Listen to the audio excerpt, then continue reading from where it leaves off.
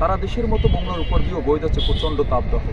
গতকাল 38.1 ডিগ্রি তাপমাত্রা ছিল এখানে, আজও একই তাপমাত্রা দিয়ে শুরু হয় দিনটি। এই অবস্থায় প্রচণ্ড রোদ আর ব্যবসা গরমে অতিষ্ঠ হয়ে উঠেছে জনজীবন।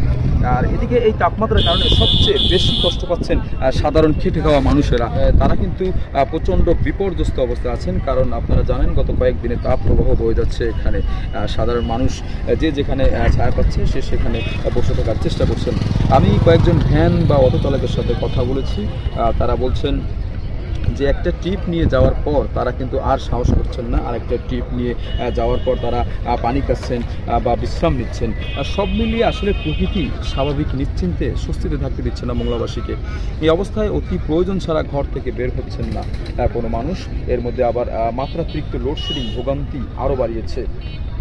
এছাড়া প্রচণ্ড গরমে শিশু ও বয়স্করাও কিন্তু অসুস্থ হয়ে পড়ছেন গত 3 থেকে 4 দিনে, যে কারণে হাসপাতালে রোগীর সংখ্যাও কিন্তু বেড়েছে।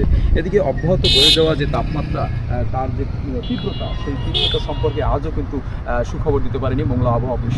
মোংলা আবহাওয়া অফিসের যিনি কর্মকর্তা আছেন হারুনুর রশিদ, তিনি বলছেন আগামী 3-4 দিন কিন্তু একই তাপমাত্রা বিরাজ করবে। তবে বৃষ্টি হলে এই তাপমাত্রা কিছুটা কমতে পারে, তবে সেই বৃষ্টির সম্ভাবনাও নাই বলেও তিনি জানিয়েছেন। তো এই ছিল এখানকার পরিস্থিতি। আবুল হাসান, চ্যানেল 24 মোংলা।